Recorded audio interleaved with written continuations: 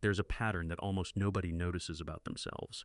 The people who are most convinced they're thinking clearly are often the ones least likely to catch the moment when their mind quietly stopped thinking at all. Not because they're unintelligent, not because they're dishonest, but because the brain has a mechanism so elegant, so fast, and so invisible that it can replace an entire process of careful reasoning with something that merely resembles it, and never once announce that it made the switch. The paradox shows up everywhere once you know what to look for. The most experienced professionals make the most systematic mistakes. The groups with the loudest confidence produce the most avoidable errors. The person who says, "I've thought this through," is often the one who finished thinking 3 seconds after they started and spent the rest of the time assembling reasons. This isn't a flaw you can fix by trying harder. That's exactly what makes it worth sitting with for a while. Let's start with something the mind does constantly, without permission. When a question arrives that feels genuinely difficult, a decision with real weight, a situation with no obvious answer, a risk that's hard to calculate, something interesting happens. The brain doesn't pause to admit it's uncertain, it doesn't slow down. Instead, it reaches for a different question, a related one, an easier one, a question it already knows how to answer, and it answers that question instead. The switch happens so smoothly that the conscious mind never registers it. What you experience is a sense of having considered the situation. What actually happened is that your brain simplified the situation down to something it could process quickly, handed you a response, and let you believe the work was done. This is not a malfunction. It's an extraordinarily efficient feature of how human minds navigate a world that moves too fast for full analysis at every turn. The problem is that efficiency and accuracy are not the same thing. And when the stakes are high, when the decision genuinely matters, when the question really is difficult, the shortcut doesn't announce itself, it just fires, and you feel certain. Think about what this means in practice. You're not deciding based on what you examined. You're deciding based on what felt most available, most familiar, most emotionally charged in that moment. You're deciding based on how much you liked the idea, or feared the alternative, or felt pulled toward the person proposing it. And then, this is the part that catches almost no one. You construct the reasoning afterward, not to discover the answer, to explain the one you already reached. The mind is not a logic machine that occasionally gets emotional. It's an emotional machine that occasionally gets logical. Most of the time, you won't be able to tell the difference from the inside. Consider what it looks like when it's actually happening. Someone is standing at the edge of a significant decision. Maybe it's a career move. Maybe it's a partnership. Maybe it's a financial commitment they've been circling for months. They've gathered information. They've talked to people they respect. They've built what feels like a careful case in their mind.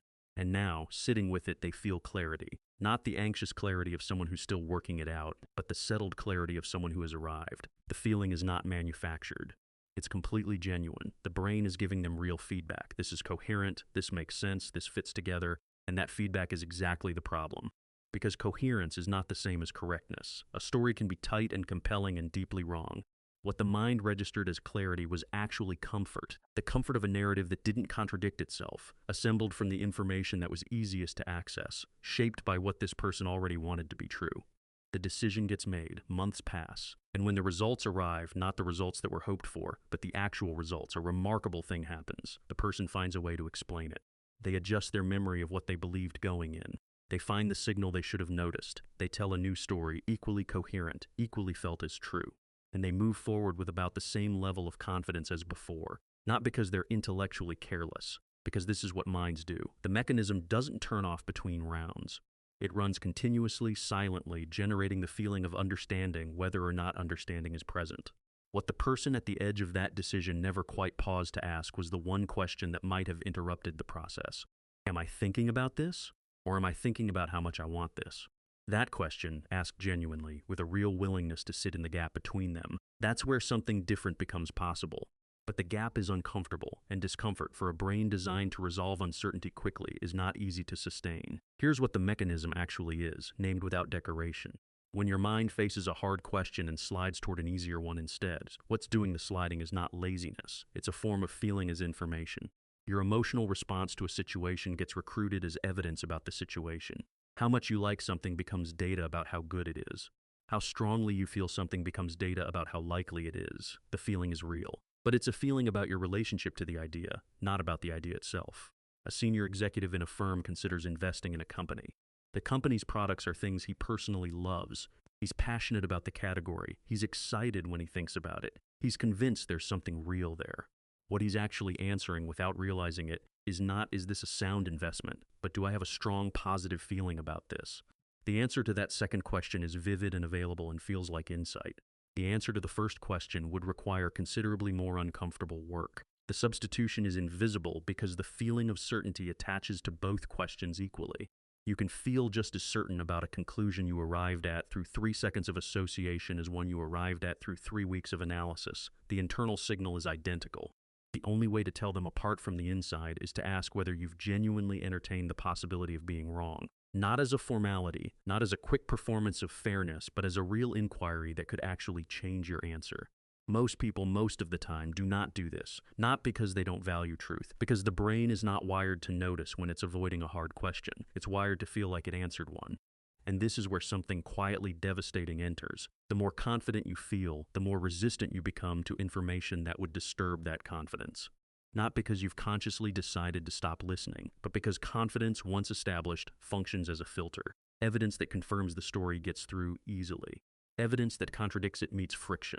You don't experience this as bias. You experience it as discernment, as the reasonable ability to recognize which information is relevant and which isn't. The feeling of discernment and the experience of bias are from the inside indistinguishable. Pause here for a second. Because if you've been following this and thinking, yes, I've seen people like this, people who rationalize, who mistake feeling for reasoning, who can't see their own atalos, there's a version of this that applies to you too. Not as an accusation, as a structure. The mechanism doesn't spare the people who know about it. Now extend this from one mind to a room full of them. Groups don't think together in the way we imagine they do. When a collection of people faces a decision, what they're often doing is not pooling their independent assessments. They're navigating something much more primitive, a web of signals about who is safe to agree with, who it costs something to contradict, what the group seems to want to hear, what response will leave them feeling like they belong. These signals move fast, faster than language, faster than analysis. Before a word is spoken in a meeting, something has already happened. An impression has formed, a posture has been read, a feeling about the room has been registered. And that feeling shapes everything that follows. Who speaks first? How much pushback feels safe? Whether someone who privately disagrees will let that disagreement surface or let it quietly dissolve. What gets called consensus is often something different. It's convergence, the group arriving at the same place, not because each member independently reasoned their way there, but because the path of least friction led them there together. The most emotionally available option, the one that carried the fewest signals of threat, the one that let everyone in the room feel like they were aligned. The group's confidence in this conclusion is not diminished by the process. If anything, the shared feeling of agreement amplifies the certainty. Several minds arriving at the same place feels like corroboration. But if they arrived at that place through the same shortcut, the same emotional availability, the same unspoken calculus about what it was safe to say, then their agreement is not evidence. It's an echo, and no one inside that room is well positioned to see it, because the shortcut that ran in each individual mind was invisible to that individual. There's no reason the collective version would be any more transparent. What groups rarely build in, and what would make the greatest difference, is the practice of making it genuinely safe for someone in the room to say, I'm not sure we're actually thinking about this. I think we might be feeling about it. That kind of honesty requires a specific environment, one where the cost of admitting uncertainty is lower than the cost of pretending to have arrived. Most environments are not built that way. Most environments reward the appearance of clarity, not the discipline of doubt. If something in this way of seeing feels familiar, if you recognize a room, a conversation, a pattern of agreement that moved too quickly, keep watching this space. This is the kind of thing we keep tracing slowly without easy answers. Now here's where the problem turns on itself. Once you understand the mechanism, once you've taken the time to learn that the mind replaces hard questions with easier ones, that feeling substitutes for analysis, that confidence and accuracy travel separately, a natural response is to want to use that knowledge, to become more careful, more vigilant, more deliberate, and that response, genuine as it is, contains a trap. Because the desire to be more rational is itself subject to exactly the same mechanism you just learned about. You can feel drawn to the idea of clearer thinking, not because you've examined how to actually achieve it, but because the concept appeals to you. You like the version of yourself that thinks this way. The feeling of that preference is available and vivid and arrives quickly, and it can substitute for the actual work of changing anything. You can read about cognitive shortcuts and feel like you've taken a step away from them. You can recognize a pattern in others and feel like you're standing outside it. You can follow an argument about how the mind works and come away with a stronger sense of your own lucidity. which is, in a quietly ironic way, the same feeling the mechanism would have produced if you hadn't read anything at all. Knowing the name of a bias does not inoculate you against it. The studies on this are not encouraging. People who have studied these effects at length, who can describe them with precision, who have spent careers examining them, still produce the same substitutions under pressure, still feel certain when certainty isn't warranted, still construct explanations after the fact and experience those explanations as the original reasoning. The mechanism is not defeated by being seen. It simply continues slightly more dressed up. This is not a reason to abandon the inquiry. It's a reason to hold it differently, not as information that protects you, as information that stays beside you, a companion you'd do well to keep consulting, rather than an insight you can file away and move on from. And yet, even this framing can become a form of performance. There's a version of intellectual humility that doesn't cost anything, a practiced modesty about one's own certainty that functions in social settings as a signal of sophistication. Of course, I could be wrong. These things are complicated stated smoothly, without any real disruption to the underlying confidence, without any actual slowdown in the pace of decision, without any genuine inquiry into whether the conclusion already reached was the product of feeling or of thought. That kind of humility is not humility. It's a more refined heuristic. The mind found an easier answer to the question, am I the kind of person who reasons carefully, than it would have found to the question, did I actually reason carefully about this specific thing? The second question is the one that would interrupt the pattern, and it's the one the mind is most elegantly constructed to avoid, not because the mind is the enemy, but because the mind's primary interest is in resolving uncertainty, not in sustaining the open, uncomfortable space where genuine thinking actually lives. That space requires something the brain is not naturally inclined to supply, a willingness to not know, held without anxiety, long enough for a harder question to get a real hearing. Most people's lives do not offer much practice in that kind of waiting. The pressure to respond, to decide, to appear clear, that pressure is constant. And constant pressure over time trains the shortcut into something that feels like a skill. Here's the inversion that closes the loop. What if the problem was never that people don't have enough information? There has never been more information available, more access to research, more tools for analysis, more frameworks for clearer thinking. And yet the same patterns persist, the same systematic substitutions, the same confident errors.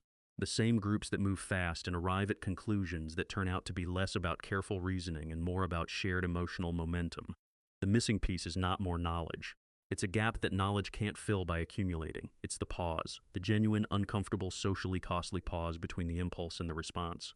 The moment where you could ask, what is this question I'm actually answering right now? Not rhetorically, not as a box to check before moving forward, but as a real interrogation willing to find that the answer is different from what you assumed. That pause is not a thinking technique. It's a form of presence, a decision to remain in contact with uncertainty rather than hand it off immediately to the nearest available answer. And it runs directly against everything a mind optimized for speed and coherence is designed to do, which is why it's rare. Not because people don't value accuracy, but because the pause feels like failure. It feels like not knowing. In a culture that rewards certainty, not knowing is something you perform your way out of as quickly as possible. But the cost of avoiding the pause is not paid in the moment. It's paid later, in the distance between what you decided and what was actually true. A distance that almost always gets explained away by the same mechanism that created it. The groups that do something different are not groups full of superior intellects. They're groups that built something more difficult than intelligence. An environment where the pause is protected, where not knowing is not a weakness to conceal but a signal worth surfacing, where someone can say, I'm not sure I actually thought about this, I think I felt about it. And that statement is treated as a contribution, not a failure.